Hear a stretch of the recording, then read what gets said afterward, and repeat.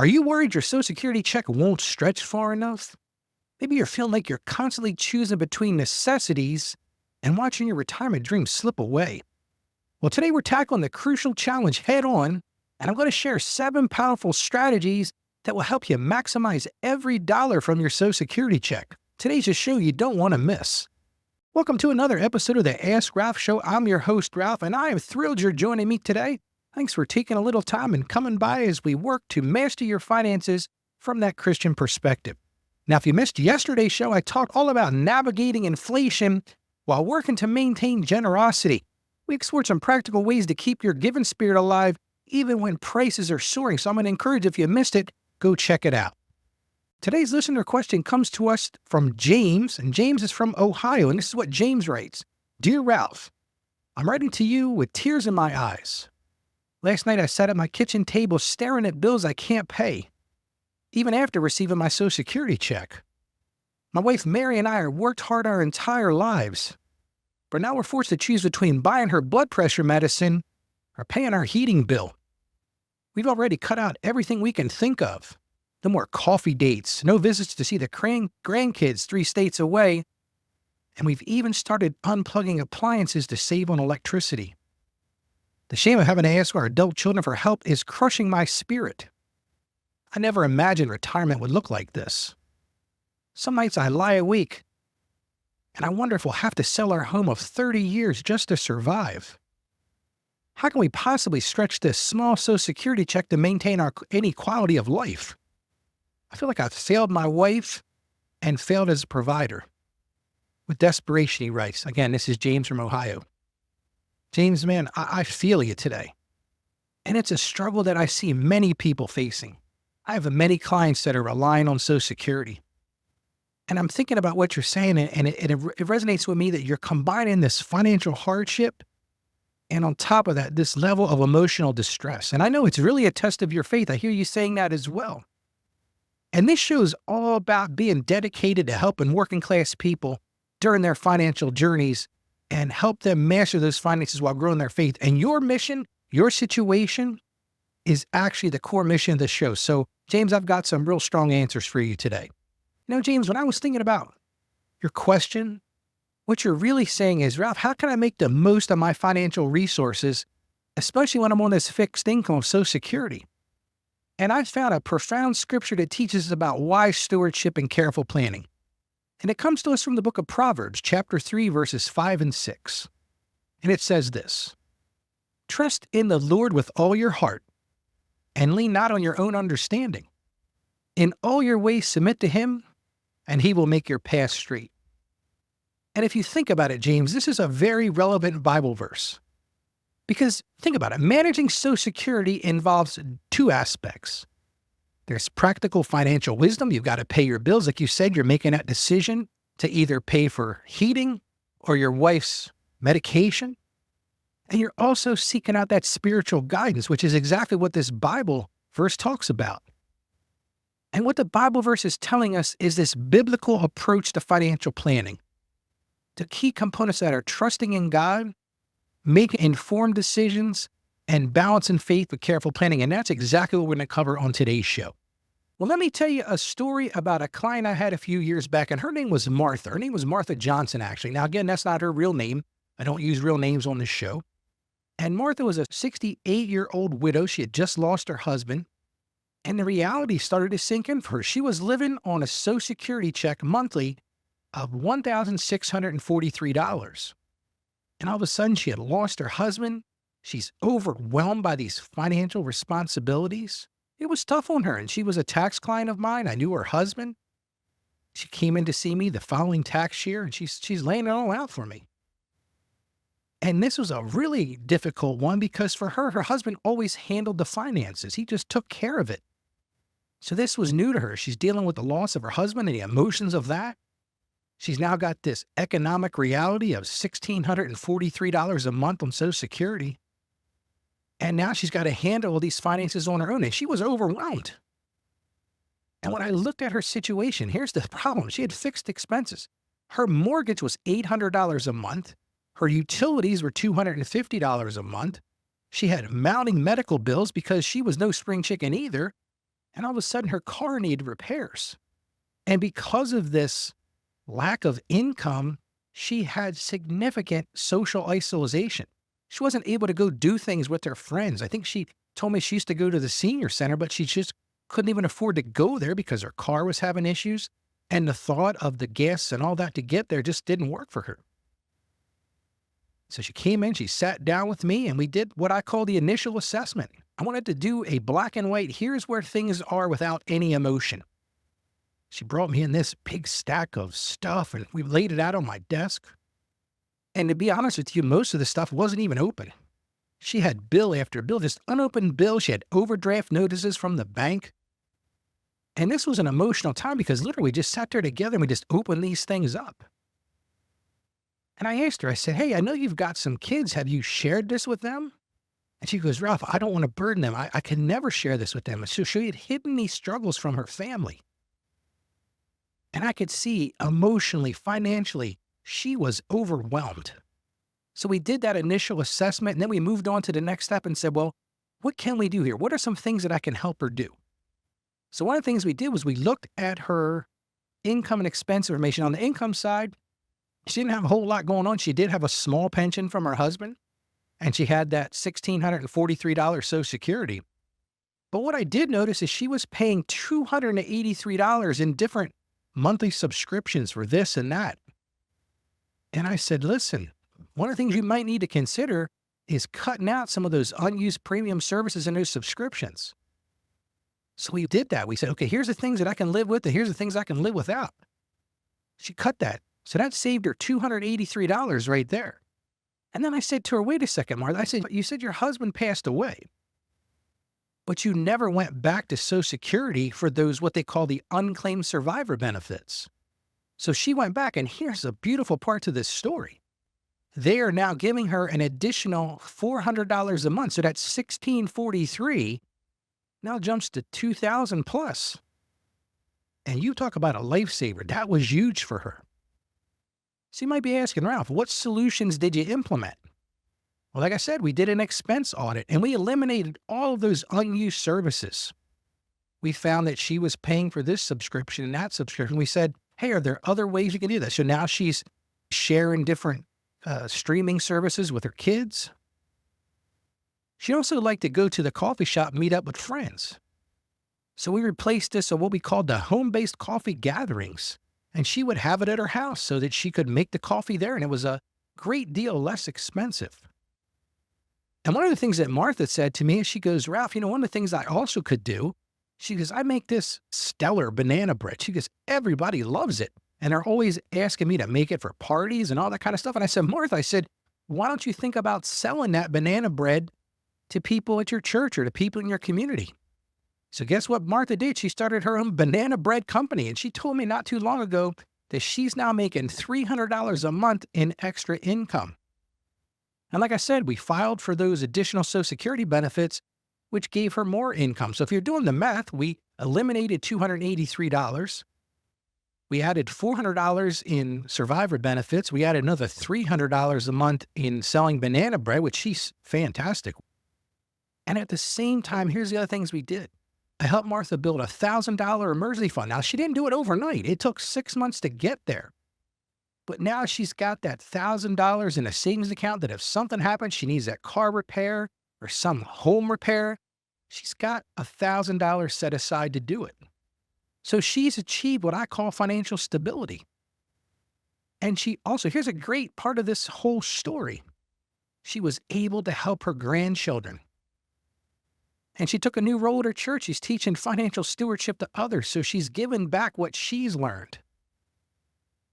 So what do we learn from this? What are the lessons that we learn from this? Here's the first thing we learn. Financial transformation is possible even on a fixed income. You can do it.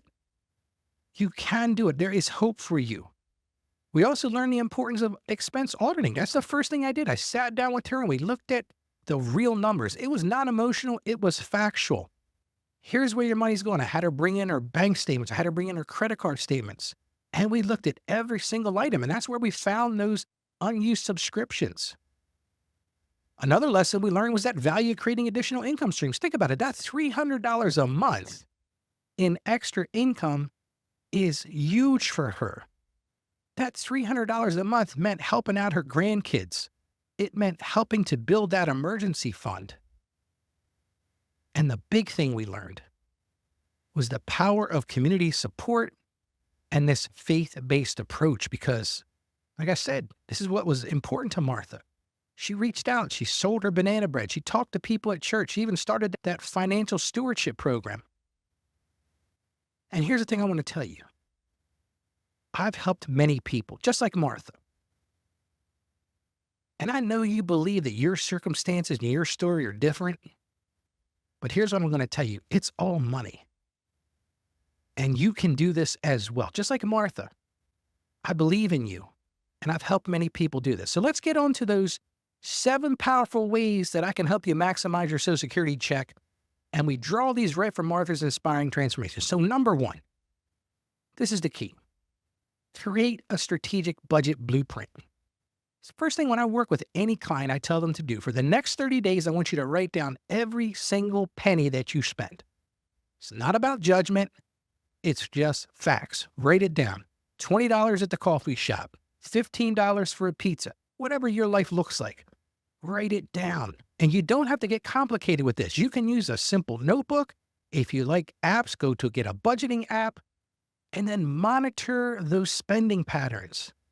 Because this is going to help you find those leaks. Just like if you have a plumber come out to your house and let's say on your ceiling, you're noticing a water spot. Well, what that plumber is going to do is that plumber is going to identify those leaks. He's going to look at that pipe and see where that's coming from. Well, you're going to do the same thing with your finances. It's like Martha. She found those forgotten subscriptions. I remember her saying to me, she says, Ralph, I didn't even realize I was still paying for those. So identify those spending leaks you didn't realize and review those bank statements line by line, those credit card statements, those bank statements for any hidden fees or charges. So you start there. Create that strategic budget blueprint. Like I said, it's not emotional, it's factual. Just take a look at what's going on. Number 2, practice biblical stewardship with essential expenses. You might be saying, Ralph, what are you talking about, dude? Here's what I'm saying. List every expense in order of its true necessity. Distinguish between those needs and wants. Yeah, you might want cable television. You might want the highest level cell phone plan. You might want those subscription services. But do you really need those? And that's where you're going to start to list your expenses in the order of necessities. So focus on those first 4 core needs. And most people's 4 core needs are these: housing, utilities, food, and healthcare. And a lot of people leave off that last one, but healthcare is important, especially as we age. So focus on these 4 core needs. Like I said, housing, utilities, food, and healthcare. And then in those things, look for areas to reduce essential costs without sacrificing quality. There are things you can do to reduce those costs without sacrificing the quality of those things. And I've done shows talking about this. Maybe you need to think about downsizing. Maybe that house is too big now. Maybe you need to have the reality check of going to something smaller. Maybe you're paying for utilities you don't need to pay for anymore. Maybe you need to do a better job of strategizing your food shopping. Listen, and I get it. Stuff is going up and up and up in cost. I totally get it. And then look at your healthcare and say, are you making wise decisions there? So second one, like I said, practice biblical stewardship with essential expenses. Number 3, and I know I've been harping on this lately, but I truly believe this is a game changer. And that's implement the wise waiting rule. Now, you're going to hear me say 24 hours. I've said 48 hours. Pick what works for you, but wait 24 to 48 hours before any purchase over $50. And ask yourself the next logical question. Does this purchase align with my values? And you might be saying, Ralph, what do you mean by that? Well, consider if this item serves a true need or just a temporary one. When you put in that waiting period and that $50, pick a number that works for you. Maybe it's $25 for you. Maybe it's 48 hours. Maybe it's 36 hours. But then ask yourself those 2 questions. Does this purchase align with my values? And does it serve a true need or just a temporary want? And then during that time, here's the game changer. use that time to pray about the purchase decision and really put it out there and ask God. And if you feel like you're asking a silly question, then it's probably a want, not a need. If you say to God, listen, I really want to take this hot air balloon ride, and you're sitting there praying about it, you're like, man, God, I sound stupid, don't I? So use that time to pray about it. So that's number 3. And that's implement the wise waiting rule. Almost got myself confused there. Let's look at number 4. This is something I encourage. I don't care how old you are, whether you're just starting out or whether you're like Martha and you're on your fixed income Social Security, conduct a complete financial inventory. This is what I did with Martha. So I do with every person that comes in here that wants financial assistance, wants financial counseling. List all of your assets. What is your home worth? What is the equity you have in your home? What are your savings? What are your investments? Write it all down. That's your asset side. Then you're going to document all your liabilities. What do you owe on your mortgage? What are your car loans? What are your personal loans? What are your credit cards? That is information that is vital to helping you make more and better decisions. You got to know where you're standing. Like I use this analogy all the time. When I work with clients, we're going to develop a roadmap for financial success, but if we don't know where we're starting, there's no way I can get you to where you're trying to go. As part of this, look at your insurance policies. I don't know how many times I've worked with clients that were paying for insurance. They didn't even know they had it, but it was coming out of their bank account every month. They couldn't tell me what it was for. And then when we dug a little deeper, we found that it was redundant. So look at each of those things. And while you're doing that, look at those debts and look for opportunities to consolidate those debts or eliminate those debts. And I've talked a lot on the show about the avalanche method, the snowball method, but getting out of debt is part of this. So that's number 4. Conduct a complete financial inventory. And again, this is not judgment. This is not emotion. This is just data. Number 5, like Martha did, develop those multiple income streams. I can't stress this enough. You might not feel like working, but consider part-time work aligned with your skills. Listen, if you don't have enough money to pay your bills, there's 2 ways to resolve that problem. Either reduce your expenses or increase your income. It's really that simple. And if you're saying, Ralph, there's nothing else I can cut. My mortgage is my mortgage. My car payment is my car payment. My utilities are my utilities. My health insurance is my health insurance. Then guess what? The only issue you're going to have, I say this to my business clients all the time too, is look for those revenue side things. Maybe you explore some passive income opportunities. Maybe you can't make banana bread like Martha, but look at other things that you can do. And here's the truth. And if you listen to my show, I've said this time and time again. So if you're a younger person like me or even younger than me, remember this. Social Security alone rarely provides sufficient income. It just doesn't. And Martha learned that the hard way. And that's why she had to supplement that by cutting expenses, by doing that multiple income stream. So that's number 5, develop multiple income streams. Number 6, and as you get older, this one becomes even more and more important. As my clients, I see them aging. This is their major cost, and that's master healthcare cost management. This is important. This is the time every year to look at those Medicare plans. And I know you're probably hearing those commercials. I think they're over now, but man, sometimes they get on my nerves. It's like 10 times a day. But look at those Medicare plans and see if there's some tweaks you can make that will help you save money. And compare those supplemental insurance options. And I'm only going to get into that today, but there are options. When you're at the doctor, here's a pro tip. Ask for generic medication alternatives. Say to your doctor, listen, can you pull up that medication and see what it costs? I've done this myself. When my wife and I were first starting in our practice, we had catastrophic health care, but it didn't cover prescriptions. So when I went to the doctor, I would say to the doctor, okay, you want to write me a prescription?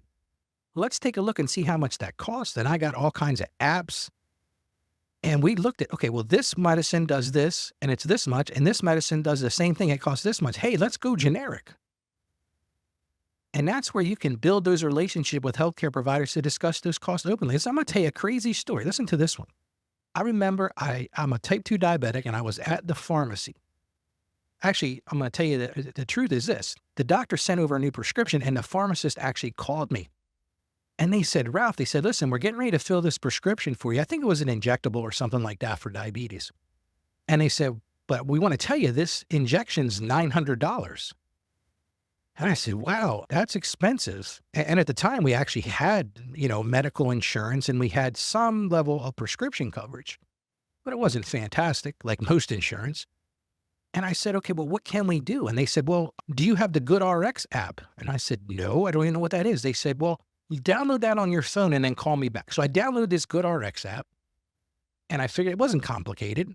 And this isn't the answer for everybody. And I looked up that medication and they gave me a code. So I called the pharmacy back and I gave them that code. They said, okay, that'll be $70. So think about that. Nearly $1,000 for this medication down to $70. And another thing I learned, go to the place where they go to the healthcare provider, ask them if there's any coupon codes. Because a lot of these pharmaceutical companies, they're trying to get you to go on their medication. I remember one particular medication I had, I went to the website for the place that manufactured that, and they actually had a 12-month coupon where this medication only cost me $25 a month. Hey, money well spent. So again, master those healthcare costs. Look for opportunities to save. And number 7, just like I did with Martha, build your financial safety net. It's important. Maybe you just start with a goal of $1,000. I think that's a good number for everybody to have. Everybody should have at least $1,000 in emergency savings. Now, if you listen to my show, you know I say 6 months worth of income. You're not going to get there overnight, but add small amounts consistently. Listen, even if it's just $5 a week. We were out to dinner with my youngest son last night. And I said to him, I said, son, are you working on your emergency savings plan? And he said, yeah, Dad. He says, I'm getting there, but I don't know how much longer, how long it's going to take me to get there. I said, well, are you doing something every week? Now, my son is a barber. And I said to him, here's an idea. You get tips every day. Take half of your tips every day and live on the half. Put the other half in that emergency savings fund. And here's the deal. Keep those things separate. Even if you want to open up another account, make it a savings account or something that you just can't go to the ATM machine and hit. And then here's the key to this thing. Use that fund only for true emergencies, not those conveniences. Again, let's go look at that 24, 48, 36-hour rule. And if you're going to hit your emergency funds, ask yourself a question. Is this truly an emergency or is this just a convenience? So that's number 7. That's build your safety net. And remember this, Martha's success came from implementing these strategies gradually. You're not going to do it overnight. But at the same time, maintaining your faith in God's provision, because every small step creates that momentum for those bigger changes. So Martha didn't have that $1,000 emergency fund overnight, but she started with just $5 a week or $10 a week, and it built that momentum. Now, maybe you're listening today and you're saying, Ralph, I'm feeling overwhelmed by my financial challenges. Whether you're buying a home, running a small business, or maybe you're like Martha, living paycheck to paycheck or a Social Security check, like I said at the beginning, you don't have to walk this journey alone. Like many others that listen every day, they feel like they're watching their dreams slip away. They're struggling with mounting debt. They're feeling stuck and frustrated. Sometimes we're trying to balance our business and our personal finances. And you might be saying, Ralph, there's no hope. But let me tell you, friend, there is hope. And working together, we can create a plan for you to find that financial freedom while at the same time honoring your Christian values. And this is how we get there, just like I did with Martha. We're going to sit down, we're going to assess your current situation. We're going to identify your God-given dreams, what I call your big, hairy, audacious goals. And then we're going to align your goals with your faith. We're going to build you that financial roadmap. And working with me, you're going to have that accountability. We're going to track your success, and we're going to find ways to tweak it as you move forward in that successful journey. And listen, there's no cookie-cutter solutions, just a practical, faith-based approach that's tailored to your unique situation. So you might be saying, Ralph, that sounds great. I want to break free from debt. I want to find financial stability. I want to achieve that long-term success, and I want to grow spiritually while building wealth. Well, don't let another day pass feeling stuck or overwhelmed. You can book a consultation with me. Go to askralph.com at the top of the screen. You see an icon that says book a call with Ralph. Let's get to that. Let's create your plan to financial freedom, and let's do this spiritual growth together. Again, that's at askralph.com. Click on the button that says book a call with Ralph. I always like to end the show with some practical applications, giving you a lot to ruminate on today and to stir on. So here's what you can do. You can start implementing these strategies, 7 things we talked about today, gradually. Week number 1, here's what I want you to do. For the first week, track all of your expenses. Again, not emotional, not judgmental, just write them all down. That's your first week. Second week, categorize those. Look at those needs versus wants. Do they fit into those 4 main categories of things that you have to spend money on? So that's week number 1, track the expenses. Week number 2, categorize that spending. Number 3, implement that 24-hour rule or that 48-hour rule, whatever works for you. Come up with that number and those number of hours. And then when you go to make that purchase, say, nope, the rule says I can't do that. Now, if it's a necessity, that's a different story. Like if you need heating oil in your house, obviously it's probably going to be more than $50. You're going to have to buy that. But look at this thing and say, if it's a non-critical thing, implement that rule. And in week number 4, it's the time to take a review of everything you did and optimize that budget, optimize that intentional spending plan. Now, today we've explored 7 powerful ways to make your Social Security check work harder for you. And I think we've actually made it a little bit bigger than that because it doesn't just affect people who are on Social Security. It affects anybody that's trying to manage their money. And remember this, if you don't take anything else away from today, small changes can lead to significant results over time. Look at Martha. She made little changes, small changes. Started selling that bread, that banana bread. She started doing that emergency fund. She started looking at cutting those unused expenses.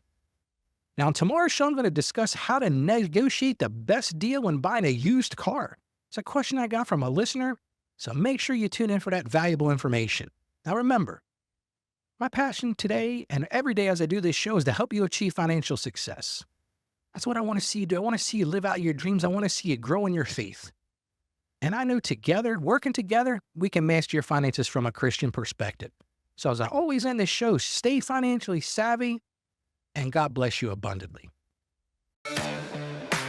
Thank you for joining us on the Ask Ralph podcast. And with a simple click to subscribe, we'll invite you back to our next episode. And remember, financial issues don't have to be complicated. Just ask Ralph. The information contained in this episode of Ask Ralph is based on data available as of the date of its release. Saggio Accounting Plus and Ask Ralph Media, Inc. is under no obligation to update this content if changes occur. Applying this information to your specific situation requires careful consideration of all facts and circumstances, and any information provided is not to be considered as financial, tax, or legal advice. Please consult your tax advisor or attorney before acting on any material covered.